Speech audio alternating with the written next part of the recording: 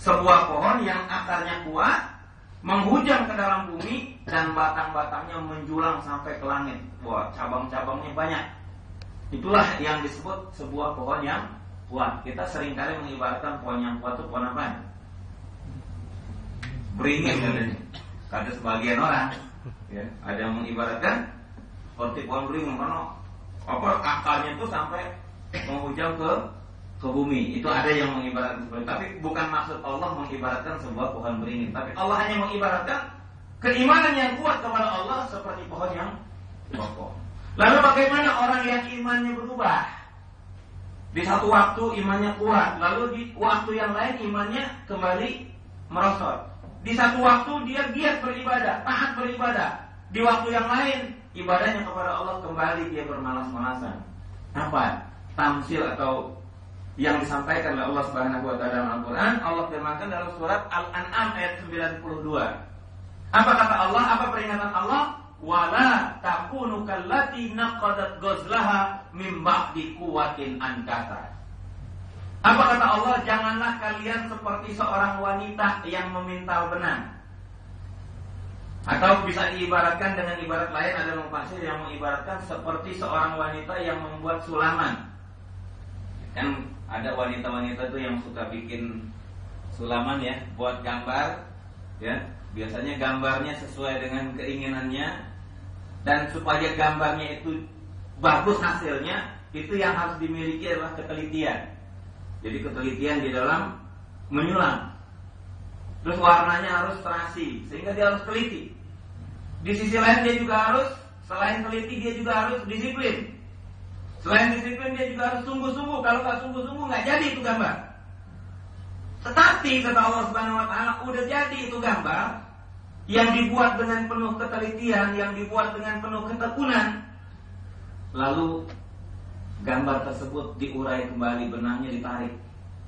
Ya, ibarat kita punya baju, ada bordirnya bagus gitu, ditarik benangnya satu, maka bordirnya hancur.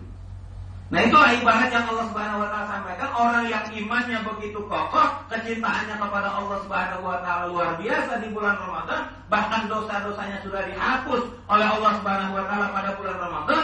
Selesai Ramadan, imannya kembali merosot. Semangatnya dalam beribadah kepada Allah Subhanahu wa taala tidak lagi seperti semangat ketika dia beribadah di bulan Ramadan.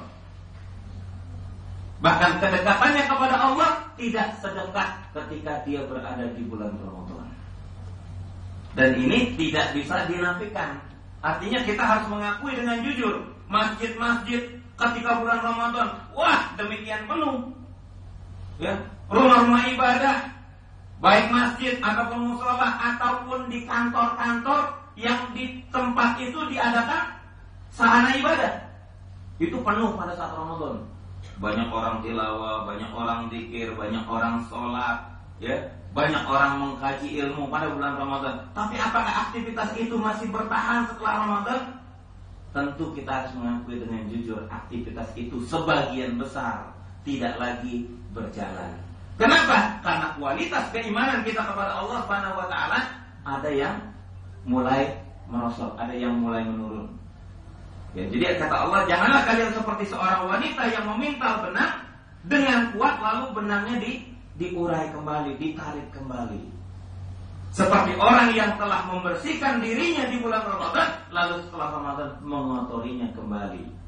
Seperti orang yang sudah mendekatkan diri kepada Allah di bulan Ramadan, bermesraan dengan Allah di bulan Ramadan, setelah Ramadan tidak lagi mesra dengan Allah Subhanahu wa ta'ala, menjauh lagi dari Allah Subhanahu wa ta'ala.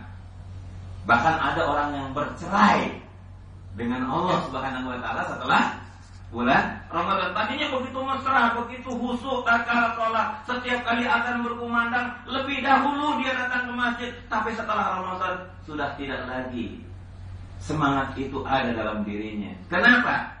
Karena kondisi atau kualitas keimanan kita merosot. Maka yang harus kita lakukan supaya kontinuitas ibadah kita kepada Allah tetap bisa bertahan meskipun sudah tidak lagi berada di bulan Ramadan, yang harus kita lakukan adalah yang pertama, tazwidul iman, meningkatkan kualitas iman kita kepada Allah Subhanahu wa ta'ala. Bagaimana sih meningkatkan kualitas keimanan kita kepada Allah Subhanahu wa taala? Di antaranya supaya keimanan kita senantiasa meningkat kepada Allah Subhanahu wa taala, di antaranya adalah thalabul ilmi seperti ini. Di rumah-rumah, di majlis taklim itu biasanya bulan Ramadan itu